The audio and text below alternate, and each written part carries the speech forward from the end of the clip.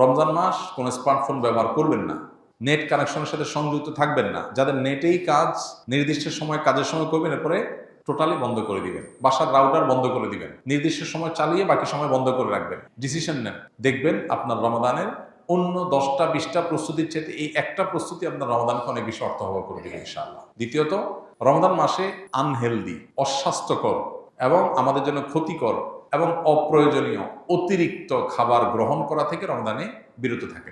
দুইটা জিনিস, এই দুইটা জিনিস যদি সঠিকভাবে করেন, আমার বিশ্বাস আপনার রমাদানকে আপনি অনেক সুন্দরভাবে কাটাতে পারবেন। এবাদত বন্দেগীতে আপনি স্বাদ পাবেন, তৃপ্তি পাবেন, স্পিরিচুয়াল যে আধ্যাত্মিক যে একটা প্রেরণা, শক্তি, এটা পাবেন।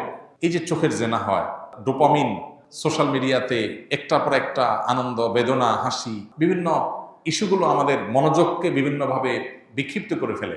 এরপর ইবাদতে মনোযোগ হয় না, না তারাবিতে মজা পাই, না রোজাতে, না তাহাজ্জুদে, না দোয়াতে, না তেলাওয়াতে কোনো মজা পাই। এগুলো থেকে আপনার সঠিক সুফলটা পেতে হলে আপনাকে নিয়ন্ত্রণ করতে হবে দুটা জিনিস। অনেক জিনিসের খোলাসা দুটা জিনিসের মধ্যে চলে আসবে। অতিরিক্ত খাদ্য গ্রহণ, অস্বাস্থ্যকর খাদ্য গ্রহণ না করে পরিমিত ভালো খাবার গ্রহণ করেন, স্বাস্থ্য ভালো থাকবে, ভেতর থেকে শক্তি পাবেন।